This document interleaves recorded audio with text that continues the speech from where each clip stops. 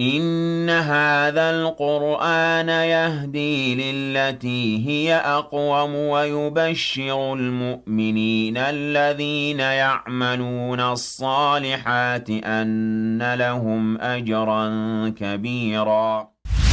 الحمد لله وحده والصلاة والسلام على من لا نبي بعده.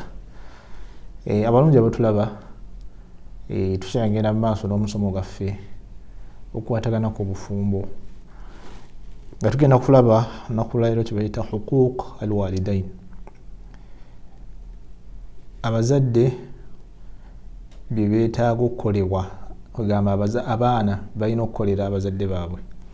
Kuba tukimanyi bulungi obufumbo ne famire zibeeramu abaana ebiseera ebisinga. Omukyala wawasa omwami, omwami wawasa omukyala, bamala ne bazaala abaana. So omusomo gw'abazadde gulina akakwate n'obufumbo. Naam, ekisookera ddala nabbi yagamba sallallahu alayhi wasallam nti alwalidu awsatu abwaabi ljannati fa in shi'ta fa'adi' dhalika albaaba aw ihfadhhu. Nabbi yagamba nti omuzadde gwe mulyango oguli wakati w'ejjana. Kugamba ejjana erina emiryango mingi, naye omulyango guli wakati nga oguyitako ogenda kuti mu jjana, gwe mulyango gw'okubeera nti oyisa obulungi abazadde. N'agamba nti oba oyagadde omulyango gukuume, gukwate bulungi, obeere nga toguggala, kugamba togukola ki, togwonoona, obeere nga tolina wakuyita kuyingira jjana. Oba si kyekyo kugamba, nabbi yagamba nti fa in shi'ta, oba oyagadde beera nga omulyango ogwo ogwonoona weeremesa okuyingira ejjana. Oba si ekyo, oba oyagadde beera nga ogukuuma bulungi osobole okuyingira ejjana. Naye nga nabbi takyogedde kuba nti akuwa weesalirewo nti oba oyagala abazadde bo bajeemere oleme kuyingira ejjana, kugamba alaga bubi obukirimu. Akulaga nti hadithi eno etulaga nti abazadde gigi wakati waffe n'ejjana. Bwe tubayisa obulungi ejjana tugiyingidde, tugenda gifuna. Bwe tubayisa obubi Allah subhanahu wa ta'ala ajja kutubonereza. Nabwe kityo kiraga obukulu bw'abazadde n'okubeera nti ofaayo nnyo gye bali n'obanga weegendereza okuba nti obanyiiza. Ekisooka tugenda kulaba katono nnyo ku obukyamu obubi obuli mu kubeera nti oyisa obubi abazadde. Allah subhanahu, nabbi yagamba sallallahu alayhi wasallam, ala ukhbirukum bi akbari al-kaba'ir, abaffe mbabuulire ku mazambi agasinga okuba amanene. Mu mazambi amanene mulimu ate amanene ddala agasinga gannaago. Qalu bala ya rasulallah, basahaba ne bamuddamu nti ye tubuulire amazambi amanene agasinga amanene amalala, gatubuulire. Nabbi n'agamba nti al ishraaku billah wa uquuq alwalidain, okubeera nti omuntu akola shiriki n'abeera nti agattako Allah subhanahu wa ta'ala ebirala, n'asinza ebirala ebitali Allah, n'abeera nga alina ebintu by'asaba ebitali Allah, ng'alina ebirala byakkiriza nti bigaba emikisa nga byasaba mbu bimuwa omukisa ebitali Allah. Eryo ezzambi erisinga obunene. Ekirala kubeera nti omuntu ajeemera bakadde be, oba omuntu ayisa bubi abakadde mu mbeera zonna zoyinza obayisa obubi. Omuntu ayinza obayisa obubi n'ebigambo, ayinza obayisa obubi n'ebikolwa, mu mbeera zonna okubeera nti abazadde obanyiiza. Oya n'ayogera ebigambo ebikyamu ku bazadde be, oba n'abayisa mubi mu mbeera ez'enjawulo. Byonna nabbi sallallahu alayhi wasallam yabeeranga abitugaana, era n'atulaga nti ge gamu ku mazambi agasinga obunene, bye bimu ku bibi omuntu byayinza okusembayo okulowoozaako okukola. Naam, ate mu kubeera nti tubagondera n'okubayisa obulungi, tubagondera mu bitali bya kunyembera Allah, obusiraamu bukitukubiriza abazadde obeere nga bagondera mu kimu kye bakulagira okuggyako ekirimu okujeemera Allah. Okugeza wakugamba nti kano akati kaakano kagaba emikisa, ekyo tokikkiriza kubanga ekyo kikontana n'obusiraamu.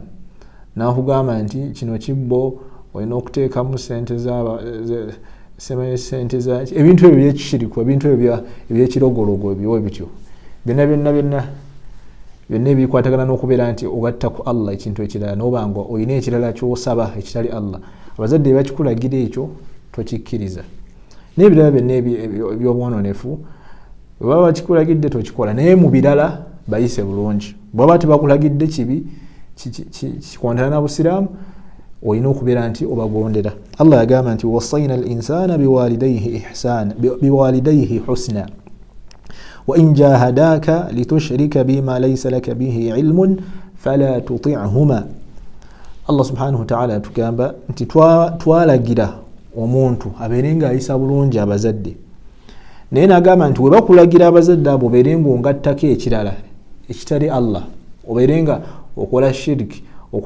ogatta ku Allah ekirala osinza ebirala bitali Allah abazadde bakulagira ekigambo ekyo Allah tugamba nti awo fala tuti'huma tokola ki tobagondera mu nsonga eyo erimu okubeera nti ojemera Allah n'okumugattako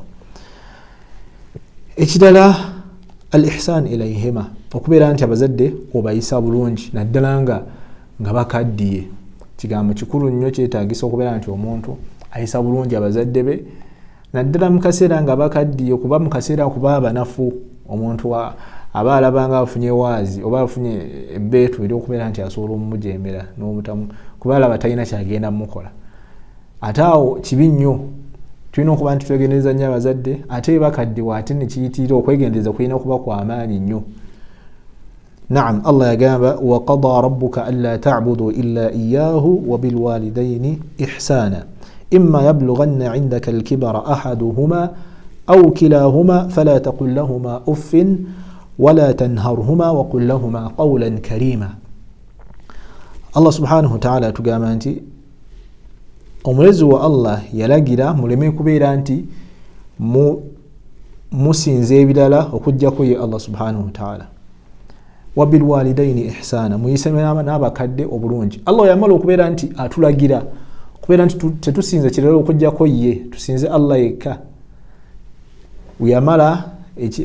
wamala haqqi ye oba kyetulina omukolera yazzaako ekirala kyetulina okukolera abazadde kwe kubeera nti tubayisa bulungi kiraga Allah okuliraanyisa okumusinza n'akiriraanyisa n'okuyisa obulungi omukadde kiraga obukulu bw'ensonga eyo omuzadde okumuyisa obulungi Allah n'atulagira tubeere nga tuyisa bulungi abakadde n'atulagira nti bwe bakula bombi oba omu ku bo ne bakulirira mu myaka ne bakaddiwa tubagambanga ekigambo naye kiba uff fala taqul lahuma uff oyinza ogamba nti ekintu ekyo tokikolanga Allah akitugaana nti tokolanga ekigambo ekyo n'oba toyogedde ebigambo bingi naye nambako nekyagamba omuzadde nogamba ekigambo ekyo tolina kubeera nti okikola Allah akitugaana kati olwo ate ebisukkakaawo ate byo mimbabi awula yani byate bibi nnyo okusinga ne kino kuba kino kiina n'ennyukuta emu yokka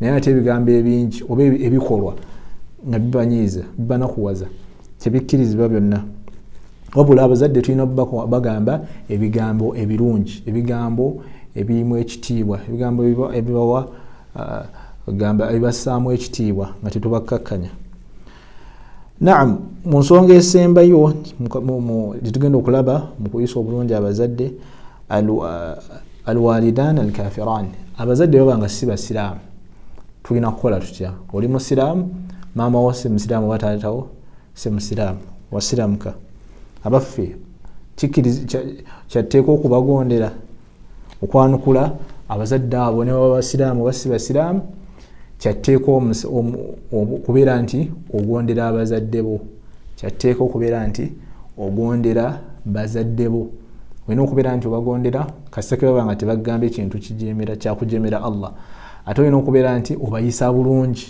mu mbeera eza bulijjo obagulira emmere obagulira ebyambalo obayisa bulungi obagamba ebigambo ebibasanyusa nga nekiri on top of all that ekiri waggulu ebyo byonna okubeera nti